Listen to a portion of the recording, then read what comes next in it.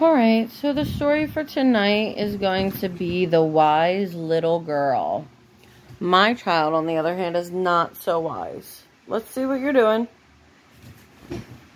Yeah, not so wise. Okay. Let's see. Once upon a time, in the immense steppe of Russia, in a little village of all the inhabitants bred horses. In a little village of all the inhabitants. That sounds weird to me. Two brothers, Dmitri and Ivan, set off for the market. Dmitri was rich and rode a stallion, whereas Ivan was poor and rode a mare. On their way to the market, they decided to stop for the night at a little inn. Come on, Addie, you gotta sit down. I'm making you Elsa. I don't want to be Elsa. I want to read a story. Can you sit down and relax?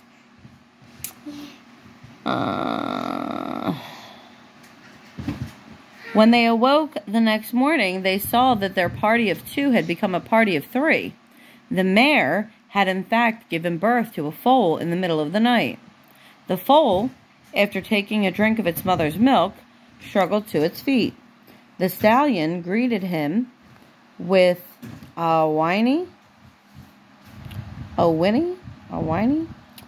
when the two brothers saw the foal, he was standing close to the stallion. At once, a squabble broke out between them. "The foal is mine," Dmitri said. "He is standing beside my stallion." "But my mare gave birth to him," Ivan said. "The foal is mine." They quarreled, but they could not come to a solution, so they decided to take the matter to the judges in town.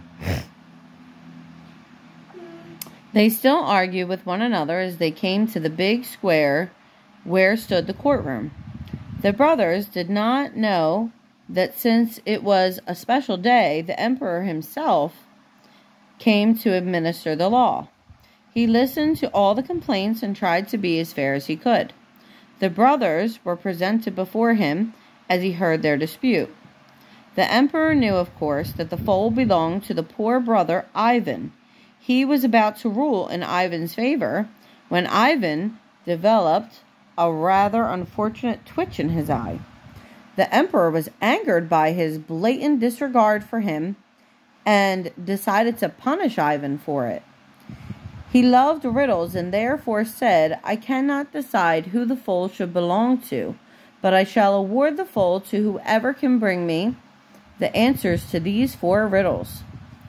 What's the fastest thing in the world? What's the fattest? What's the softest? And what's the most precious? You will return to the palace in a week's time with the answers." Dmitri thought about the answers and knew very well he could not solve the riddles by himself. He sought out the help of a woman, one of his neighbors, to whom he had once lent a ducat. She now owed him 3 ducats with interest. He asked her for help with the riddles in exchange for forgiving part of her debt. But the woman, being quite clever, said she would only help him if he forgave the whole debt. Fearing he would lose the foal, Dmitri agreed. "The fastest thing in the world is my husband's bay horse," she said. "Nothing can beat it. The fattest is our pig. Such a beast one has never seen. The softest is the quilt that I made for the bed, using my own goose's feathers. All my friends envy it. The most precious thing in the world is my 3-month-old nephew. Such a handsome child has never been seen. I wouldn't exchange him for all the gold on earth." Dmitri was not convinced that these were the correct answers, but since he had to take back some solutions to the riddles, this was his best shot. He feared that if he did not have the answers, he would be punished. Meanwhile, Ivan, who was a widower, had come to his cottage where he lived with his little daughter. She was only 7 years old, but as she had to be on her own for most of the time, she was pretty clever and thoughtful for her age. He told the little girl about the foal, the emperor, and the riddles. and asked her for her help because he knew he would never find the answers by himself. The little girl sat quietly for a few minutes and thought. Then she said, "Tell the emperor the fastest thing in the world is the cold north wind in the winter. The fattest is the soil of our fields whose crops give life to men and animals alike. The softest thing is a child's caress, and the most precious is honesty." A week later, the two brothers presented their answers before the emperor. The emperor roared with laughter at Dimitri's foolish answers, but when Ivan presented his answers, the emperor frowned. He was uncomfortable on hearing that honesty was the most precious thing in the world, because he had been dishonest in dealing with the poor brother. But he was not going to admit that in front of his counselors. "Who gave you the answers?" the emperor demanded. "My little daughter, your majesty," Ivan replied. "You shall be rewarded for having such a wise and clever daughter. You will be awarded the foal that your brother claimed, along with 100 silver ducats.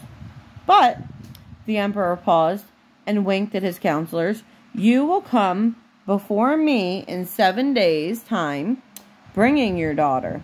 She must appear before me, neither naked nor dressed, neither on foot nor on horseback, neither bearing gifts nor empty-handed, and if she is successful, you shall have your reward.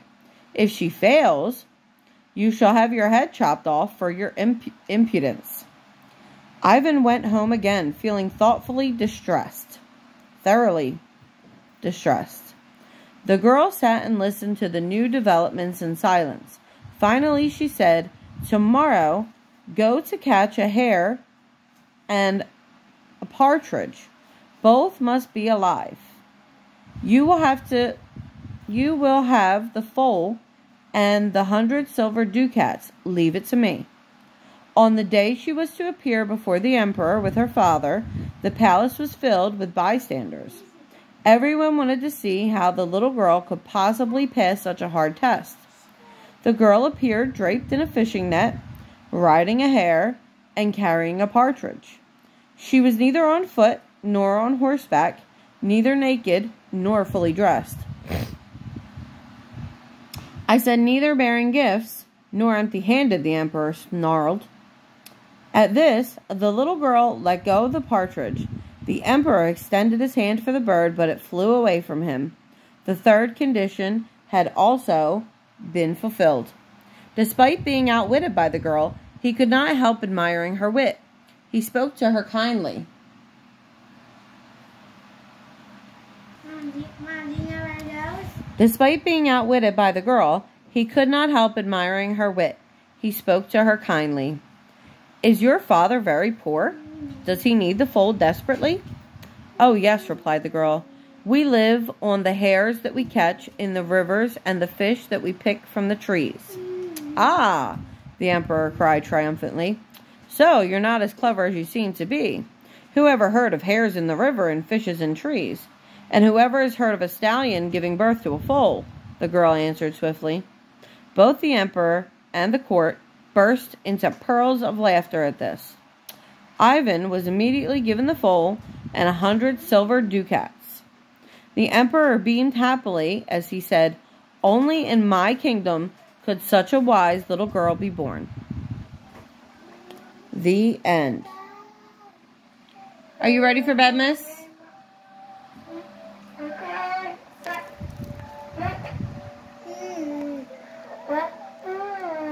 Good night.